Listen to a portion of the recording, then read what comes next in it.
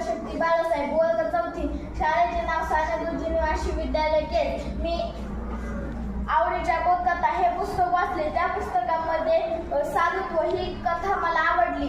त्या कथेमध्ये स्वामी विवेकानंद व त्यांच्या आईचा संवाद होता.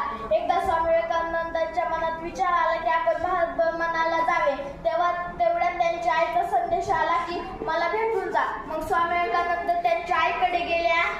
त्यांची आई म्हणली की जा आणि सुई घेऊन ये. मग स्वामी विवेकानंद गेले आणि सुई घेतली. तेवढ्यात त्यांच्या मनात विचार आला की मी जर आईच्या हातात सुईचे टोक दिले तर आईच्या हाताला लागेल. म्हणून स्वामी विवेकानंदांनी सुईचे टोक स्वतःच्या हातात घेतले.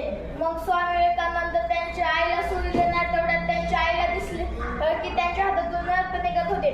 स्वामी विवेकानंदांची आई म्हणली की तू माझ्या परीक्षेत पास झाला. स्वतःचे सुख दुसऱ्याला दे, दुसऱ्याचे दुःख तू घे.